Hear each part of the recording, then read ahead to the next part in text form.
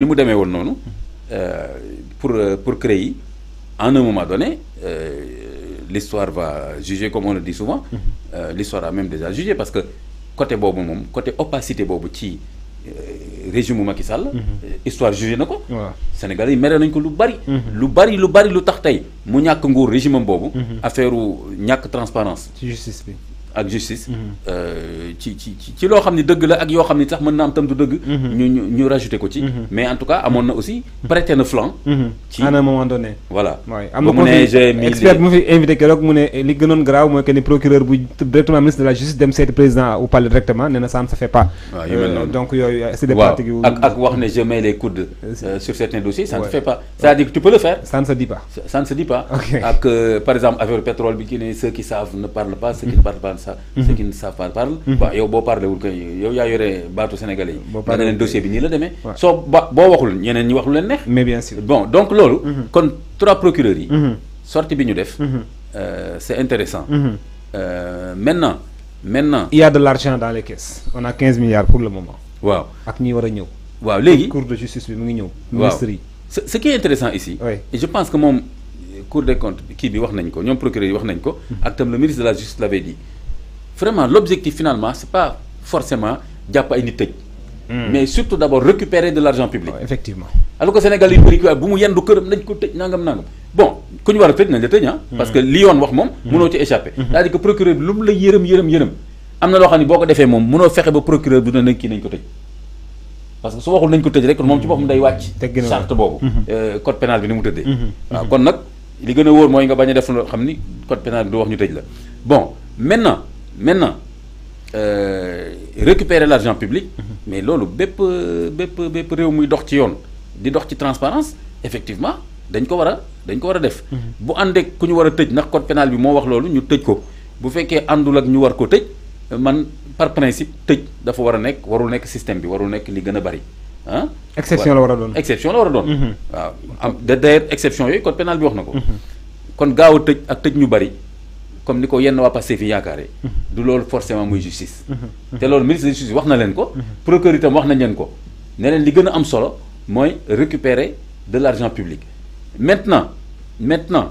récupérer nañ 15 milliards c'est très bien mën na faj du bëree bëri et en même temps pour man tontu nañ tam régime bi ñi ëppal laa bëgg a wax ci régime bi ak seen base radicale comme ni ma ko waxee souvent mënuñu bañ loolu mënuñu ko bañ parce que loolu kuy analyser da nga koy gis maanaam ba président ñoom ñoo ko wax loo affaire pression boobu base radicale bi la waaw en tant que président rek du wax loolu parce que président du wax day agir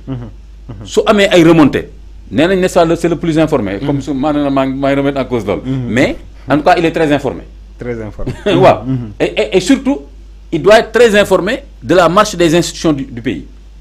du dëgg lan la waat fële devant la cour constitutionnelle lan la fa waat qu'il est garant des institutions kon président boobu su fekkee ni ministère justice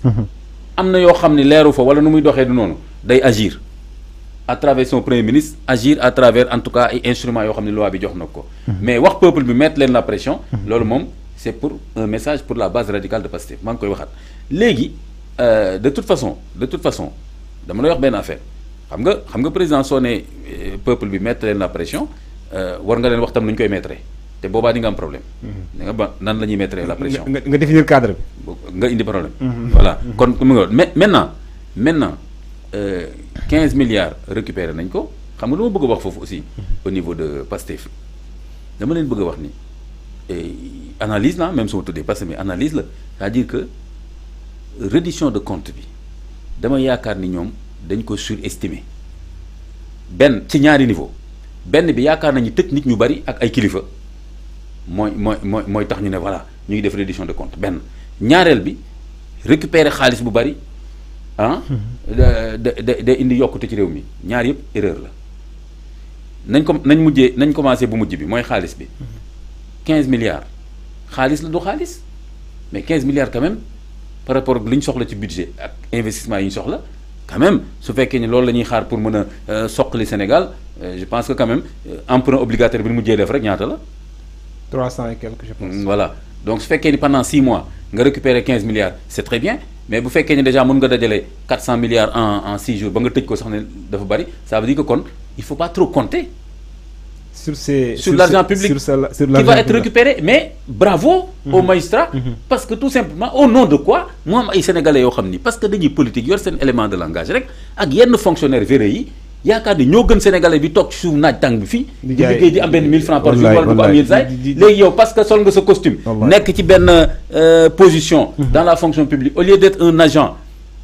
fonction publique qui gère le bien public nga nekk nga teg benn système de mafia di def enrichissement indu et illicite wala koo xam ne élément de langage la am di politique li ko tax a politique mooy enrichiru mu am ay fonctionnaires véreux ak ñeneen ñu koy permettre mu def loolu au nom de quoi loolu war a continuer Sénégal. Il faut effectivement traquer ces pratiques-là. Ça, c'est clair. Ça, c'est clair. Non, mon coup, d'accord. Vraiment, je ne sais pas ce que je veux dire. Gars, il y a des marchands ambulants qui disent ñenn ñi nekk université jàng bay bëgg a dee par malchance ñu jotuñu réussir donc pour certains ñi nga xamante ne ils ne sont même pas les plus diplômés donc de ce pays là élément de langage rek ils bénéficient de la chance d'un décret présidentiel et ils se permettent également de quand même de piller l'économie du mais kenn musul gis loolu dëgg fa yàlla kenn ko nangu gàcce la koo ku respecté wul sa bopp ba jàpp ne jël loo moomul du dara ci yow sa affaire la mais na nga fi fekk réew mi ñu laaj la lii est-ce que yaa ko moom nga nekk fonctionnaire nga ne sama salaire doyuma say naw lay nekk fonctionnaire te jël salaire boobu seet nuñ ci def na da nga leen a gën ak ki bëggoon nekk fonctionnaire sax kenn recruter gu ko xoolal boo déposé sa dossier kañ leen lay recruter et cetera donc loolu moom il faut mener effectivement la lutte une lutte farouche n'est-ce pas contre ça sans politiser nag sans voilà et cetera beneen bi li ma doon bëgg a wax jàpp ay nit tëj loolu tamit nañ ci def attention parce que su ma gisee aussi déclaration ñenn nañ ci waa Pastef par exemple boo jëlee tey Bodian Waly Diouf Bodian voilà Waly Diouf Bodian alors pour moom foog nañu reddition des comptes fi nekk nii mooy tëj waa APR yi parce que ñooñu ñoo sax réew mi et cetera mais attends Waly Diouf Bodian fi nekk nii c'est un agent public il n'est ni procureur ni enquêteur donc il doit pas